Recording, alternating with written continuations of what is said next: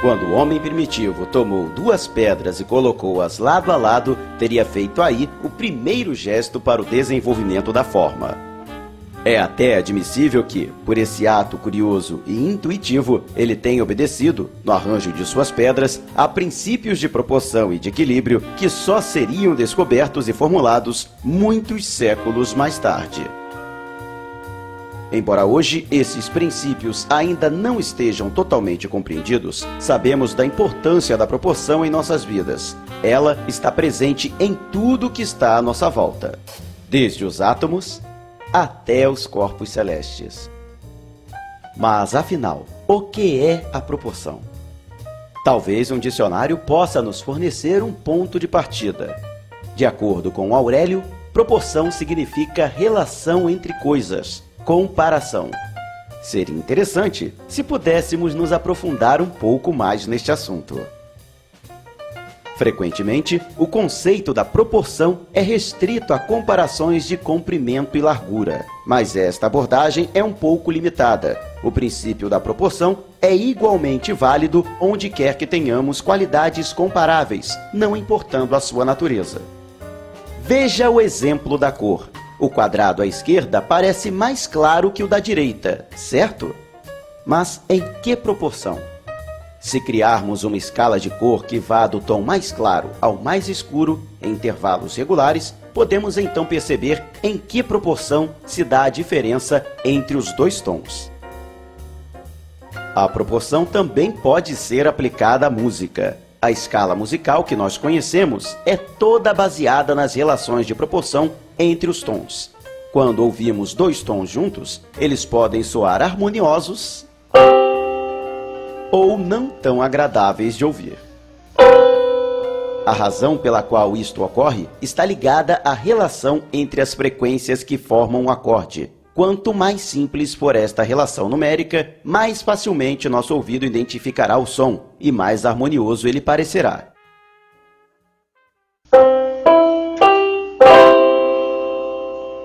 Ok, nós já entendemos. A proporção encontra-se em todo lugar. Mas isto não é tudo. Porque, às vezes, temos a impressão de que algo está mal proporcionado. De que maneira podemos usar a proporção a nosso favor? No século XIX, o psicólogo e filósofo alemão Gustav Fechner realizou uma série de experimentos para tentar descobrir quais eram as relações de proporção preferidas pelas pessoas. Observe a cena. Quais destes pares de jarros você usaria para enfeitar uma mesa? Vamos analisar os dois conjuntos. No primeiro, os tamanhos dos jarros estão na proporção de 6:5, que foi uma das proporções menos escolhidas pelos entrevistados de Fechner. Já no segundo arranjo, a relação de tamanho entre os jarros é de 8:5. Esta foi a proporção preferida pela grande maioria, e por um motivo. Trata-se de uma versão matematicamente simplificada de uma proporção conhecida como seção áurea, que pode ser encontrada em abundância na natureza, inclusive no próprio corpo humano. Talvez seja por isso que algumas proporções nos agradem mais do que outras. As relações de proporção entre dois elementos quaisquer podem ser representadas através de razões matemáticas. Estas razões podem ser racionais, ou seja, compostas por números inteiros e calculáveis, ou irracionais, compostas por números impossíveis de serem expressos pela aritmética. Explicando melhor, um retângulo de proporções racionais pode ser dividido em unidades quadradas iguais. Por se basearem em números inteiros, estas razões são facilmente identificadas, até certo ponto. Nosso olho consegue perceber as razões mais simples, como as de 2:1, de 3:2 e de 4:3. Mas ao vermos um retângulo cujos lados estejam na proporção de 19:13, é mais provável acharmos que ele está na proporção de 3:2.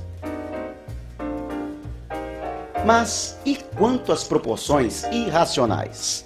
A regra da divisão em quadrados não se aplica aqui, já que estas proporções não derivam da aritmética, e sim da geometria. Veremos isso mais adiante, na segunda parte deste vídeo. Por ora, voltemos às proporções racionais. Em fotografia, os formatos mais comuns são relações de proporções racionais. A relação de 3:4 é, sem dúvida, a mais utilizada hoje em dia, mas diversos outros formatos, como os de 5:8 e 3:2, são usados com frequência por fotógrafos profissionais.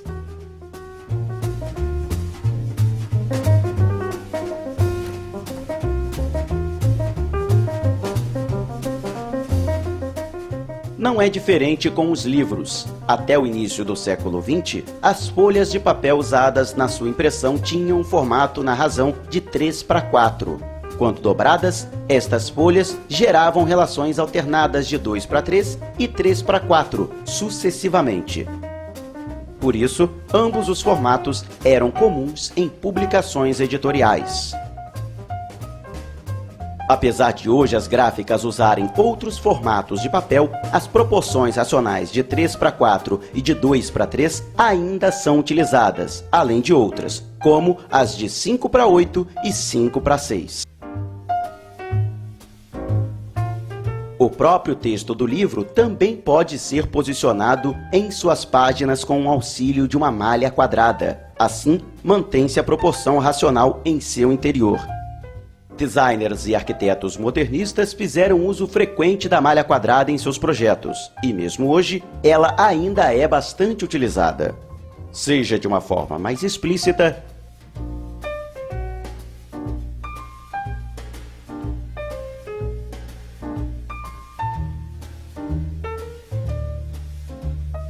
ou de maneira mais sutil, servindo para estruturar o conteúdo.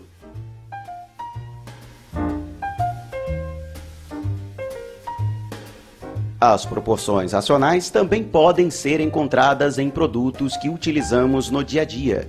Veja essa chaleira desenhada pelo designer italiano Aldo Rossi no início dos anos 80. Sua forma é derivada do triângulo equilátero e se encaixa perfeitamente em uma malha quadrada de 9 módulos.